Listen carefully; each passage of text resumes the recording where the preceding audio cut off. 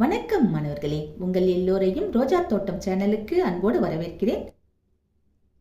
தாவரங்கள் மற்றும் விலங்குகளை பாதுகாத்தல் என்ற 8ஆம் வகுப்பு அறிவியல் பாடத்திற்கான மன வரைபடம் பார்த்தலாமா? மன வரைபடங்கிறது நம்ம மனசுல ஷார்ட்டா அந்த பாடத்தினை பத்தின ஒரு பொதுவான கருத்துக்களை தெரிஞ்சுக்கிறதுக்கு தான். மற்றபடி இதை முழுசா தெரிஞ்சுக்கணும்னா பாடம் முழுவதுமாக படிக்க வேண்டும்.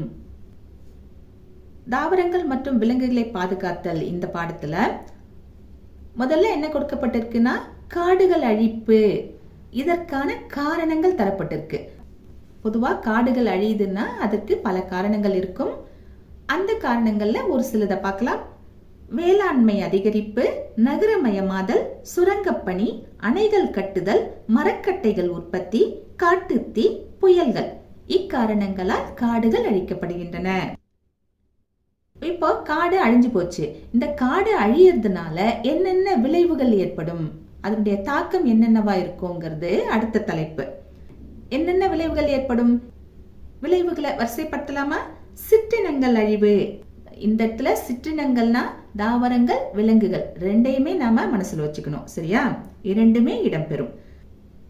அடுத்தது மண்ணரிப்பு, நீர் சுழற்சி.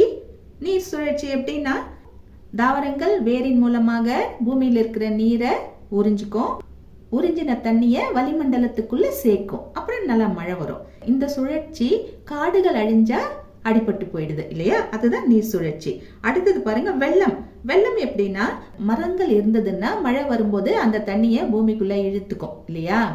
ஆனா மரங்கள் இல்லாத பட்சத்தில் அந்த தண்ணி சரியாக உறிஞ்சப்படாது. ஆக மேலோட்டமாகவே வெள்ளமா போய்கிட்டு இருக்கும். அடுத்த காரணம் புவி வெப்பமயமாதல். நமக்கு நல்லா தெரியும், பூமி குளிர்ச்சியா இருக்கிறதுக்கு காடுகள் மிக முக்கியமான காரணம்.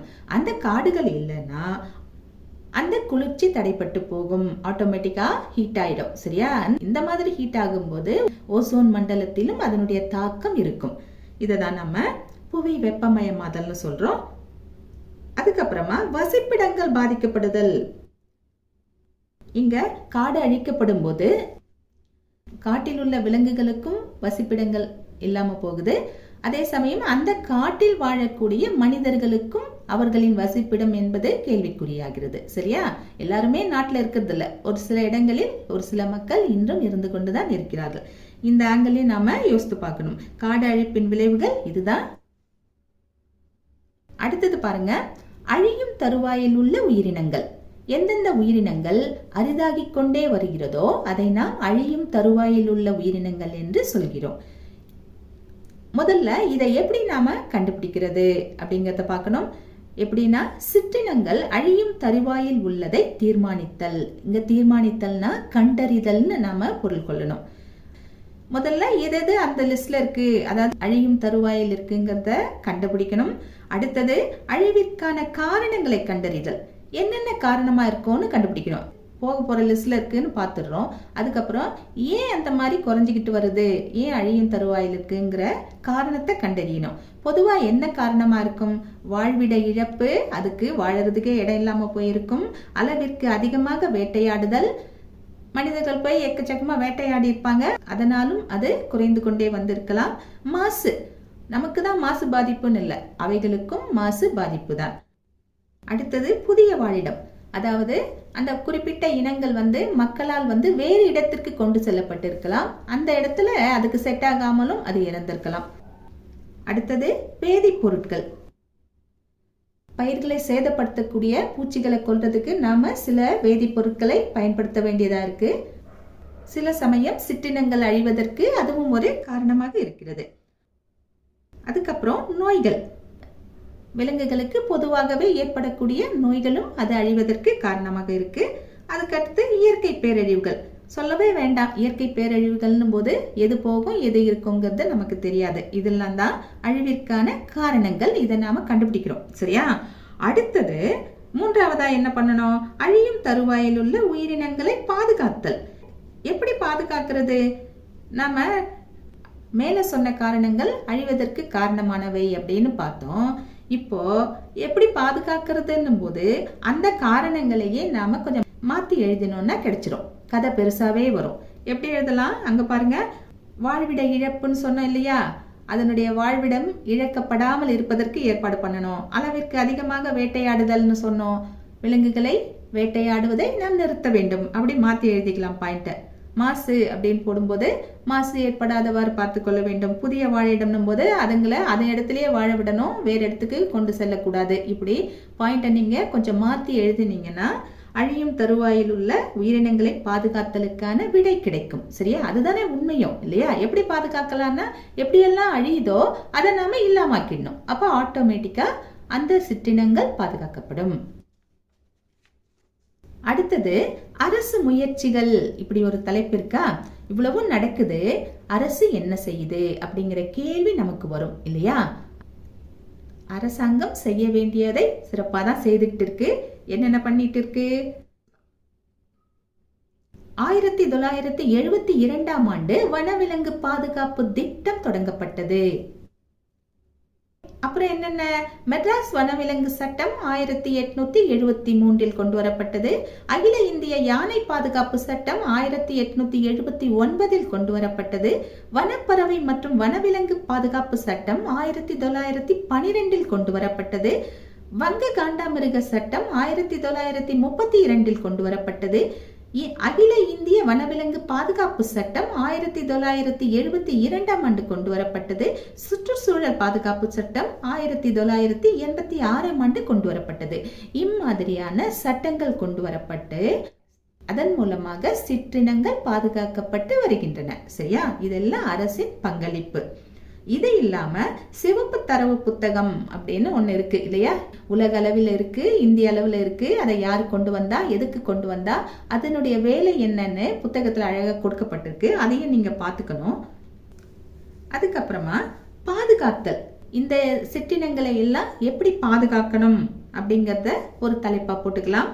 2 வகையில நாம பாதுகாக்கலாம். எப்படின்னா உள் வாழிட பாதுகாப்பு, வெளி வாழிட பாதுகாப்பு. உள் வாழிட பாதுகாப்புன்னா என்னன்னா அந்த சிற்றினங்கள் அவை வாழும் சூழலிலேயே பாதுகாப்பது.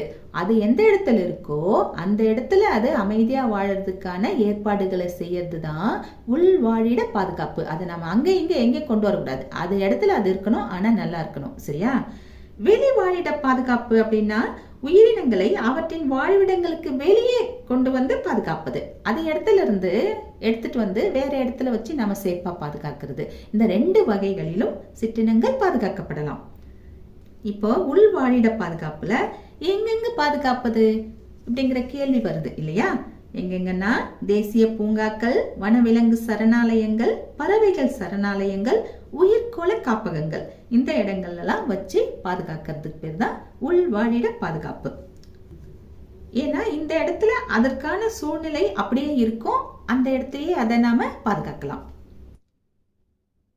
வெளி வாழிட பாதுகாப்புல எங்கெங்க பாதுகாக்கிறது? தாவரவியல் பூங்காக்கள், உயிரியல் பூங்காக்கள், திசு வளர்ப்பு, விதை வங்கி, குளிர் விதை வங்கி, இந்த இடங்களில் எல்லாம் சிற்றினங்களை பாதுகாப்பது. குளிர் விதை வங்கினா லோ டெம்பரேச்சர்ல வச்சு அந்த சீட்ஸை பாதுகாக்கிறது. விதை வங்கினா நமக்கு நல்லா தெரியும், விதைகளுக்கான பாதுகாப்பு இடம். திசு வளர்ப்புனா அந்த டிஷ்யூவை வச்சு கல்ச்சர் வச்சு புதிய சிற்றினங்களை உருவாக்குறது, ஏற்கனவே இருந்ததை பாதுகாக்கிறது. இந்த மாதிரியான முறைகளில் வெளிவாழிட பாதுகாப்பில் சிற்றினங்கள் பாதுகாக்கப்படுகின்றன. அதோடு இல்லாம வேறு சில முறைகளிலும் சிற்றினங்கள் பாதுகாக்கப்படுகின்றன. எப்படின்னா இதை தனியா எழுதிக்கலாம். நம்ம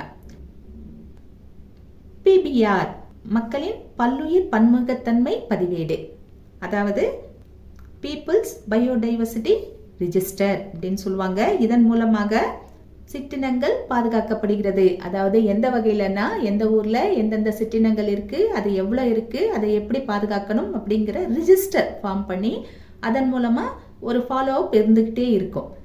இதுவும் ஒரு வகையான பாதுகாப்பு தான் இல்லையா? உயிர்வழி பெருக்கம்னா என்னன்னா நச்சு பொருள்களை சிறிய உயிரிகள் சாப்பிட்டதுன்னு வச்சுக்கோங்களேன். அந்த சிறிய உயிரிகள் நச்சுத்தன்மைக்கு ஆளாகும். அந்த சிறிய உயிரிகளை எந்த பெரிய உயிரி சாப்பிடுதோ அதுக்கும் பாய்சன் ஏறும் இல்லையா? அந்த நச்சுத்தன்மை ஏறும். இதுதான் உயிர் வழி பெருக்கம் அப்படிங்கிறது. அதாவது ஒரு பாய்சன் ஒரு உயிரியிலிருந்து பெருகிக்கிட்டே அது பெரிய உயிர்களுக்கு வரைக்கும் போகுது. இப்போ உதாரணத்துக்கு பாதரசம், ஆர்சனிக், டிடிடி இது போன்ற வேதிப்பொருட்கள் எல்லாம் சின்ன சின்ன உயிரிகள், மீன்கள், நீர்களில் இருக்கக்கூடிய உயிரிகள், மற்றபடி இருக்கிற சின்ன சின்ன உயிரிகளுக்கெல்லாம் சாப்பிடுதுன்னு வச்சுக்கோங்களேன். இதன் மூலமாகவோ அது வயிற்றுக்குள்ள போயிடுது. அதுக்கப்புறம் அது கொஞ்சம் பாதிக்கப்பட்டு அப்படியே வாழ்ந்துகிட்டு இருக்கோம். அதை விட பெரிய விலங்கு அதை எடுத்து முழுங்கிடும் போது ஆட்டோமேட்டிக்கா அந்த பெரிய விலங்குக்கும் பாதிப்பு ஏற்படும். இதுதான் உயிர் வழி பெருக்கம். ஒரு உயிரின் மூலமாக பாதிப்பு இன்னொரு உயிருக்கு பெருசா பெருகிக்கிட்டே போகுது இல்லையா? இதுவும் ஒரு வகையான பாதிப்பு தான். உயர்மட்ட விலங்குகள் அழிவதற்கு இதுவும் ஒரு காரணமாகத்தான் இருக்கிறது. சரியா? இந்த வேதிப்பொருட்கள், நச்சு பொருட்கள் மூலமா சிறிய உயிர்கள் பாதிக்கப்படுவதை நாம் நிறுத்தினால் ஆட்டோமேட்டிக்கா பெரிய உயிரிகள் பாதிக்கப்படுவதை நாம் காப்பாற்றலாம். சரியா? அடுத்தது விலங்கு நல அமைப்புகள். இப்படி ஒரு தலைப்பு எழுதிக்கலாம். விலங்கு நல அமைப்புகள் போது நமக்கு முதல்ல எது ஞாபகத்து வரும்? Blue cross. சரியா? அடுத்தது CPCSEA, அதாவது விலங்குகள் மீதான சோதனைகளை கட்டுப்படுத்துதல் மற்றும் மேற்பார்வை செய்யும் குழு அப்படின்னு பேரு. ஆங்கிலத்தில் சொல்லணும்னா The Commission for the Purpose of Control and Supervision of Experiment on Animal. இந்த அமைப்பும் விலங்கு நல அமைப்பா இருக்கு. சரியா? இந்த அமைப்புகள் எல்லாம் விலங்குகளை பாதுகாப்பதில் பெரும் பங்கு வகிக்கின்றன. இது இந்த பாடத்திற்கான மன வரைபடம் மட்டுமே. சரியா? நம்ம வேறு பாடத்தோடு மீண்டும் சந்திக்கலாம். Tata, bye bye.